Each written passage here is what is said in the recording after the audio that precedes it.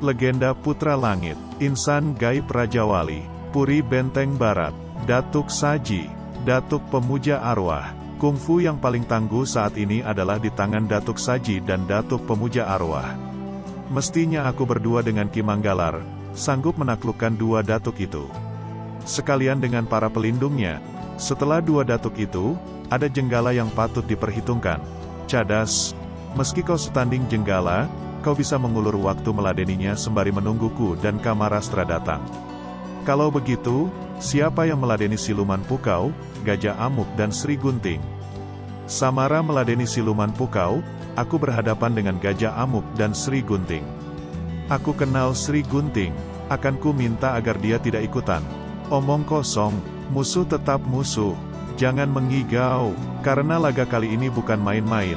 Kalian berdua tinggal saja di sini. Jangan ikut campur sama sekali. Hei, sesepuh memandang enteng padaku. Jelek-jelek begini aku pernah menyelamatkan guru di negeri tak bertuan. Putri Langit Biru bukanlah negeri tak bertuan sahabat. Masa bodoh apa kata mereka, yang jelas aku akan ikut. Tinggal 7 hari lagi, kini kita harus bersiap-siap untuk penyerangannya. Malam purnama di Langit Biru.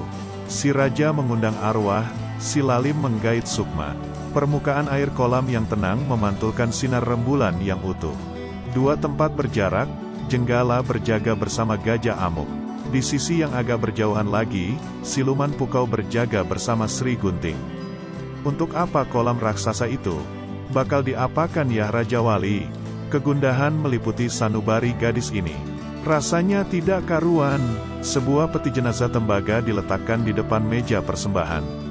Datuk Saji menunggu waktunya. Di atas meja persembahan tampak 3 benda keramat, emas perak dan tembaga.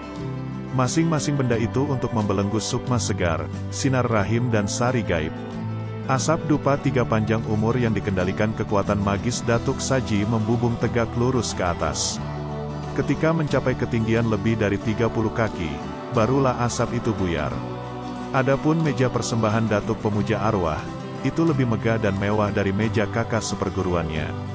Meja itu terdiri dari 2 tingkat dengan tinggi 30, dipenuhi dengan 8 arca sarwa jin. Datuk Pemuja Arwah bertugas mengait 7 sukma dengan 7 benda gaibnya. Ada pula yang bertugas menangkap 7 sukma, 1 naga emas, sepasang kirin, sepasang burung phoenix dan sepasang kura-kura gaib. Asap dupa Datuk Pemuja Arwah menghilang setelah mencapai ketinggian 40 kaki. Jelas bahwa ia lebih mahir daripada kakak seperguruannya. Aku harus menggait 7 sukma, berarti tugasku 2 kali lebih berat dari tugas kakak seperguruan. Proses insan gaib ini berkaitan erat dengan kejayaan dinasti Sang. Inilah kesempatanku yang terbaik untuk mempersembahkan sumbangsihku pada kerajaan. Setelah kelak berhasil, aku akan menantang Datuk Saji hingga ia jadi budakku nanti. Nanti kataku, aku sungguh tak sampai hati mencabik-cabik martabat Raja Wali. Pemuda itu tak punya salah apa-apa. Kenapa harus dikorbankan untuk kejayaan Zof yang bukan apa-apanya? Aku tak berdaya pula menasihati Zof. Semoga dengan berhasilnya proses ini, Zof akan berkurang ketidakpuasannya. Kalau masih berlanjut juga sungguh sulit ku ramalkan bahayanya. Bintang perlambangan Raja Wali tampak muram, namun titik di tengahnya itu sungguh cemerlang. Sungguh mengherankan adanya. Bintang itu mestinya akan lenyap bila proses perubahan selesai. Di tengah-tengah kesibukan luar biasa di Puri Langit Biru itu, apa yang sedang dikerjakan oleh Raja Zof? Enyah kalian semua, kenapa mendadak tuanku gelisah? Aku merasakan adanya ketidakberesan saat ini. Tuanku tidak bisa mencegah keresahan menjelang proses insan gaib itu kan? Aku khawatir keinginanku itu tak terlaksana semestinya. Apalagi yang harus tuanku cemaskan? Kepiawaian kedua datuk itu ditambah Jenggala akan mengamankan segala sesuatu yang tuanku cemaskan. Aku ingin sekali hadir di situ. Tuanku, hawa raja yang ada pada tuanku akan menghambat kelancaran prosesnya. Pikirkanlah keinginan tuan itu 3-4 kali. Tampaknya kata-kata Pualam tidak berlalu begitu saja. Ketika waktu penentuan tiba, mereka berdua merasakan terpaan angin yang terasa menyesakkan, hawanya aneh. Begitu kencangnya, hingga pohon-pohon di istana tumbang. Gerhana bulan mulai berlangsung, perkiraan Datuk Saji sungguh tepat adanya. Astaga, sungguh aku harus mengakui keahlian ramalan Datuk Saji. Gerhana bulan mulai berlangsung. Waktunya sungguh tepat, aku yakin upacara pengubahan sedang dimulai. Datuk Saji duduk dengan tenang dalam hempasan angin yang membadai itu. Peruk cuaca yang mendadak itu membuat siluman Pukau dan ayahnya jadi tegang. Adapun Gajah Amuk dan Sri Gunting benar-benar dak-dikduk. Segera setelah gerhana menjadi total, Datuk Saji harus mengambil langkah pertama Sukma Segar, kekuatan Raja Wali di kepala. Sukma Segar adalah sumber segala daya ingatan.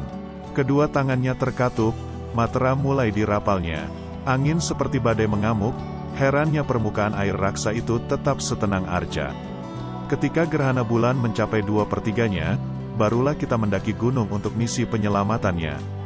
Manggalar, Kamarastra, Cadas Arang, Samara dan Candaka sudah siap menanti di tempat yang tak jauh dari kegiatan insan gaib itu.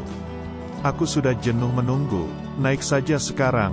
Yang lain secara spontan bergerak mengikuti lajunya Kamarastra. Dan alangkah terkejutnya putra cahaya barat ini. Ada yang mendahuluinya, ringan tubuhnya hebat, musuh atau kawankah dia? Yah, dialah nenek yang sudah punya janji pada cucunya. Tanpa berpikir panjang Jempati menyemburkan kabut racun 3 penjuru. Astaga, jurus lembah kekelaman masa.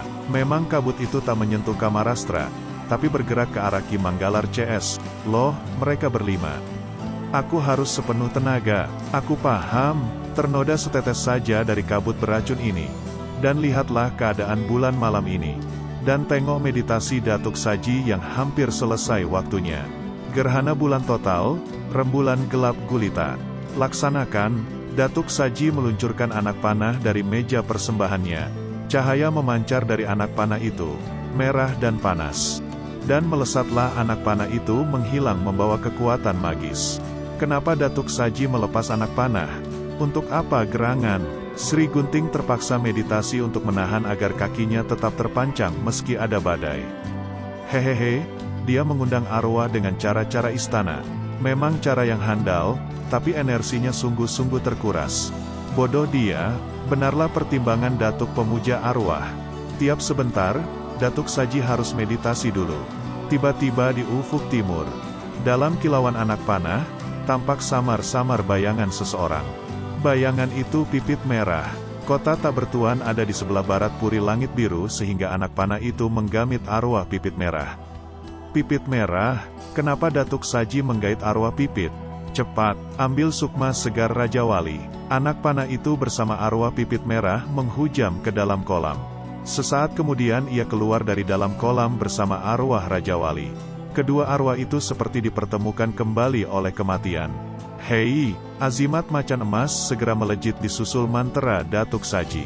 Dalam gumpalan kilo emas yang menyolok mata, azimat itu terbelah 2. Benda itu menghampiri Raja Wali dan menyerapnya. Apa yang tengah terjadi? Pipit tak sanggup memahaminya. Penangkapan arwah Raja Wali berjalan lancar. Benda itu telah mengatup kembali. Daya magis hilang, anak panah itu pun hancur seiring sirnanya arwah pipit. Dan azimat itu terbang pulang ke tempat semulanya. Oh, rupanya macan emas itu bertugas mengambil nyawa Raja Wali. Tapi apakah dia terluka? Bagaimana dengan Datuk Saji? Ia tampak amat-amat letih. Butir-butir keringat tak berhenti mengalir di sekujur tubuhnya. Giliranmu, adik seperguruan. Seiring ledakan yang bising, Datuk mulai membaca mantranya. Ia gigit jarinya sendiri hingga mengeluarkan darah. Darah segar melesat ke salah satu arca di atas meja persembahan. Tiba-tiba seluruh arca itu bergetar dan terdengar lengkingan mengerikan. Seekor satwa darah meluncur keluar dari arca dengan jeritan yang hih. Lalu ia terjun ke kolam air raksa. Ilmu gaibnya lebih mengerikan lagi. Aduh, apa dia bakal mencederai Raja Wali? Kelihatannya begis sekali. Dalam sekejap, kolam air raksa menggelegak seperti sedang terjadi sesuatu di dalamnya. Satwa Mumisu mengendalikan nafsu cinta. Raja Wali arwahnya kembali jadi sasaran makhluk aneh. Cepat Datuk pemuja arwah melemparkan macan naga pada satwa darah. Mumisu Sukma Raja Wali direbut oleh naga emas tanpa perlawanan. Naga emas mengatup, dan tertangkaplah Sukma Raja Wali. Satwa darah kembali ke arca di meja persembahan. Tekniknya jelas lebih canggih dariku tak menguras energi. Tapi apakah bakal melukai Raja Wali? Pengait Sukma kedua, pengendali nafsu adalah yang paling tangguh dan sulit dijinakan. Lagi-lagi Datuk Pemuja Arwah menggigit jarinya hingga berdarah dan mengait sukma, dan melesatlah satwa lain yang jauh lebih buas dari sebelumnya. Ia jauh lebih handal dalam soal mengait arwah. Dan di atas wuwungan, bocah petir dan uban sudah mengintip dari awal. Sungguh mengenaskan ketidakberdayaan guru kesayangan mereka kan. Mana dia Kamarastra dan Manggalar? Wah, bisa-bisa rencanaku gagal. Giliranku melangkah ke tahap kedua, mengambil sinar rahim. Air kolam menggelegak di bawah permukaannya, pertanda telah terjadi pertarungan sengit di situ. Sukma Raja Wali muncul berbarengan dengan Satwa Darah. Raja Wali mati-matian membuka kembali mulut Satwa Darah. Kalau Sukma Raja Wali demikian tangguh, kemungkinan Satwa Darah tak berhasil menguasainya. Sama-sama mencebur kembali ke kolam, hingga kolam bergejolak hebat. Air kolam menyibak dan terlompatlah Satwa Darah dengan sekujur tubuh yang terkoyak. Arca di meja persembahan itu meledak seiring dengan tewasnya Satwa Darah. Lancang, amarah ini menyebabkan Datuk Pemuja Arwah merapal umbul-umbul sejuta sukmanya.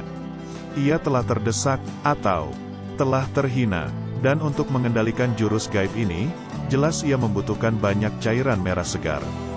Makhluk 5.000 sukma, ringkus penentangku. Makhluk itu demikian patuhnya pada sang datuk. Tampaknya ia jauh lebih tangguh dari Satwa Darah. Raja Wali sanggupkah? Menakutkan sekali. Tubuh sebegitu besarnya itu tak menimbulkan percikan air sebutir pun ketika ia mencebur ke kolam. Ini adalah rekayasa adikku. Kalau sampai kekuatannya yang memabukkan itu tak terkendalikan, ia akan jadi senjata makan tuan. Agak lama, permukaan kolam tenang-tenang. Terutama bagi yang baru saja tiba di tempat itu.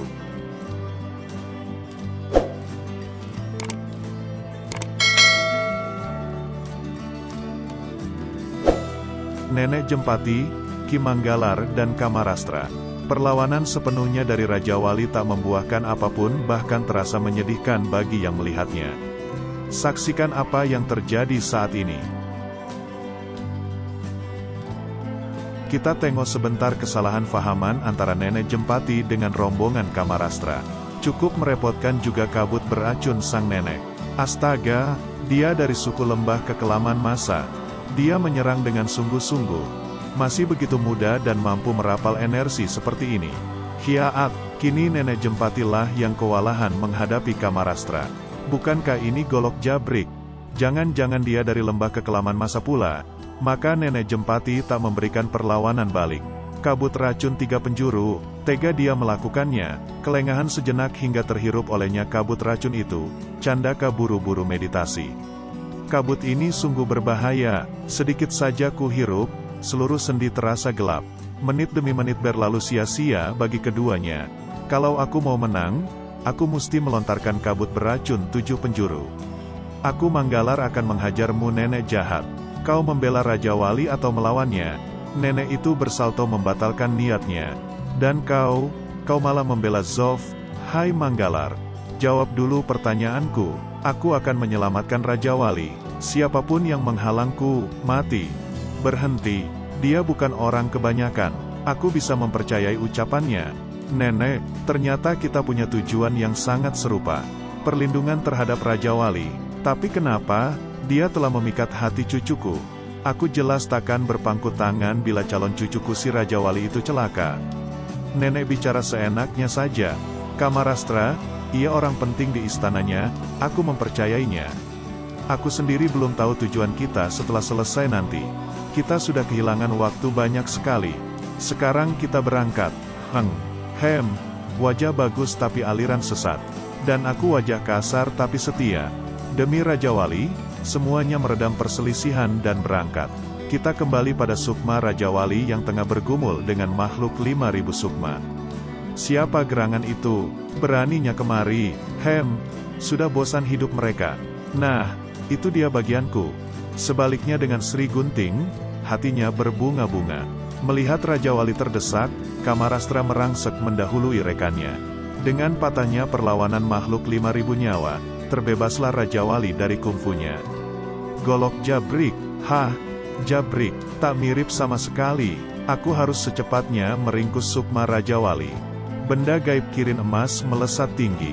Sambut, gerakan Jabrik Wanara di balik Kamarastra sungguh hebat. Ia mampu merangsek makhluk gaib itu tanpa sedikit pun mencederai Raja Wali.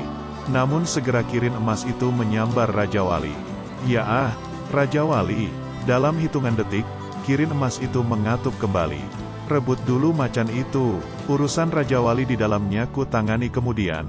Wah, panas sekali, panas menyengat benda gaib oleh energi hawa raja nyaris menghanguskan tangannya. Hahaha, kau orang awam, mana mampu menyentuh azimat raja? Ada yang salah, Uit, hampir saja Manggalar tersengat tapak bara merah. Datuk Saji, kau yang menjunjung martabat manusia, malah membantu raja dalam pelaksanaan insan gaib. Mempertahankan kelangsungan dinasti Sang adalah kewajibanku.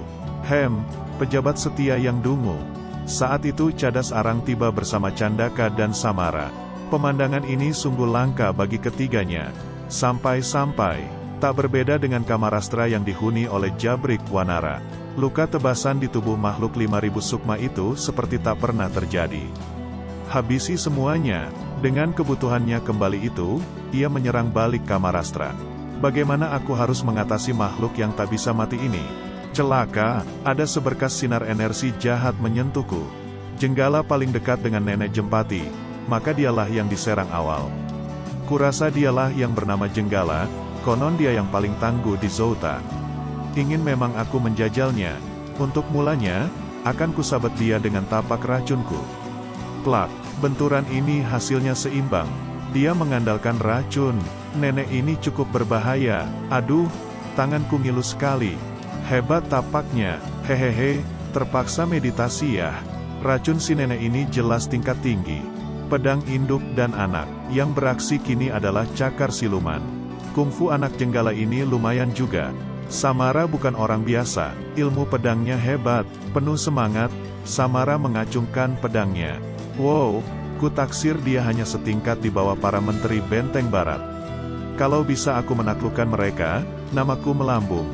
Cakar siluman itu bergerak berputar dengan kecepatan yang sulit dinalar, dan berhasil mengunci serangan pedang Samara. Dengan tercekalnya pedang andalan, Samara tak berkutik. Beruntung Samara bisa menghindar dari senjata maut siluman pukau. Waduh, kegesitannya patut ku acungi jempol. Mungkin sulit untuk menaklukkan dia dengan segera. Induk dan anak pedangnya lincah bukan main. Kurasa tak sulit menghadapi Gajah Amuk dan Sri Gunting sekaligus. Gempuran demi gempuran Gajah Amuk memang tak enteng, tapi gerakannya sangat lamban bagi Candaka. Yang dua kelas di atasnya, gerakan-gerakan ini mudah terbaca. Menyebalkan sekali manusia satu ini. Kepalaku terasa pedih sekali. Sebesar apapun usaha pengamukan gajah ini, tetap saja tak menumbangkan perlawanan Candaka. Emosinya meledak-ledak, dia akan segera lelah. Sambutlah belatiku. Dengan lincah dan gerakan yang menawan, Candaka menapik tawaran Sri Gunting. Loh, sorot matanya bersahabat. Oh, aku mulai paham. Candaka menangkap isyarat Sri Gunting dan membalas senyumannya. Gadis ini tersipu malu. Hanya satu saja lawan murni. Candaka makin santai. Mengandalkan kekuatan badan saja, Gajah Amuk menjepit kaki Candaka. Alih-alih menangkap, ia malah ditendang, ngamuk. Dia tak sedungu perkiraanku. Melelahkan, tarung berlangsung seimbang. Haruskah aku membantu Raja Wali sekarang? Semua sudah terlibat tarung kecuali Cadas Arang. Di mana mereka menyembunyikan Raja Wali? Kemungkinan paling banter, dia disembunyikan dalam peti jenazah tembaga dalam kolam. Astaga, air raksa ini seperti magnet menarik kakiku. Dengan ilmu ringan tubuh yang piawai, Cadas Arang melepaskan diri. Peti jenazah tembaga ini berat sekali. Tak masalah buatku, tutup jenazah itu tak terlalu mudah dibuka. Benar saja, ada 10 paku. Ini dia, pakunya pun kuat sekali menancapnya. Panjangnya 10 inci, pantas saja sulit banget. Hei, bocah ini sudah bosan hidup rupanya. Tergesa-gesa ia merapal umbul-umbul sejuta sukmanya. Diundang dengan darah, muncullah satwa lainnya. Bunuh bocah yang di tengah kolam itu. Hai, makhluk apa gerangan itu? Mana mungkin Cadas memenangkannya? Nekat betul, menukik dari ketinggiannya, Cadas terperangah di bawahnya. Mengganggu saja, masih ada sebuah paku yang belum tercabut. Dia mesti disingkirkan dulu. Cadas merangsek dengan semangat menggebu, terkejar rasa ingin segera tahu isi peti itu. Kepalan tangannya menembus badan satwa darah tersebut. Belum sempat mencerna kejadiannya, ekor satwa itu menamparkan Cadas dengan amat pedasnya. Alangkah tak terkiranya rasa sakit yang ditimbulkannya. Akhirnya Cadas Arang jatuh terkapar. Tubuhnya tak menampakkan cedera, namun rasa di dalam badannya itu, wah. Cadas terperangah, lagi-lagi luka sobek di badan satwa itu sudah menutup lagi. Loh, kok tidak mati-mati juga sih? Kini satwa itu menyerang dengan suara menggeram lebih beringas. Sepenuh tenaga, Cadas menguncikan kedua tangannya di kepala satwa itu. Cadas berhasil memisahkan kepala dari badan satwa. Di saat yang bersamaan, ekor itu menyapu punggung Cadas. Sepertinya Cadas akan menang. Ia terbang melayang mencebur masuk kolam. Di dalam air raksa itu, pemuda tanggung ini hanya menemui kegelapan. Tak ada daya apungnya sama sekali. Sungguh sulit aku menggerakkan badanku. Loh, ada tekanan dari atas sana. Pandangannya terganggu oleh cakaran di badannya hingga tak menampak kepala itu datang padanya. Kini nyaris seluruh kepalanya ada dalam kekuasaan mulut merah itu. Dari tempatnya bersila, Datuk Pemuja Arwah terus saja meningkatkan kekuatannya untuk mengendalikan satwa darah. Kita tengok dulu makhluk 5000 sukma yang mengincar Kamarastra. Dengan kekuatan yang dihimpun memuncak, Kamarastra merapal jurus Jabrik dalam jurus tunggalnya. Luar biasa bias dari cahaya itu, kita lihat halaman sebaliknya. Lapuk Sukma Jabrik. Kamarastra berupaya agar jangan sampai serpihan makhluk itu berkumpul lagi dan hidup kembali. Perubahan yang amat mendadak itu membalik pada sang pemilik makhluk. Darah tersembur dari mulut Datuk Pemuja Arwah. Inilah saatnya menyelamatkan Raja Wali. Kapan lagi, yang jelas aku akan dikenal sebagai pemberontak terhadap ayahku dan kerajaan. Yang mana yang harus kupilih? Yang harus kujalani? Ayah, beliau berani melakukan apapun meski bertentangan dengan kekuatan itu sendiri. Dan kalau aku membantu Raja Wali, aku telah memilih jalan kebaikan, tak menyalahi keadilan. Biarlah perbuatanku menghapus kesalahan ayah yang paling besar sekalipun. Akhirnya, paku terakhir telah dicabutnya dengan segenap hati dan sepenuh tenaga. Semoga benarlah engkau yang ada di dalam situ. Bangkitlah, seluruh hatinya terbelenggu pedih. Di situ cuma ada sepotong boneka kayu dengan paku tertancap di kepalanya. Paku hati 1000 sukma, wajah boneka itu ditutup dengan kertas bermantera dengan tulisan tanggal kelahiran Raja Wali. Ah, boneka kayu, kekecewaan adalah hal yang paling tidak diharapkan manusia, hingga ketika ia datang, kaget. Kita yang kaget, Sri Gunting juga. Lalu Raja Wali di mana? Dan insan gaib itu, selanjutnya di legenda Putra Langit 41. Putra Pondok Pandang Mentari. Terima kasih telah menonton dan jangan lupa subscribe-nya.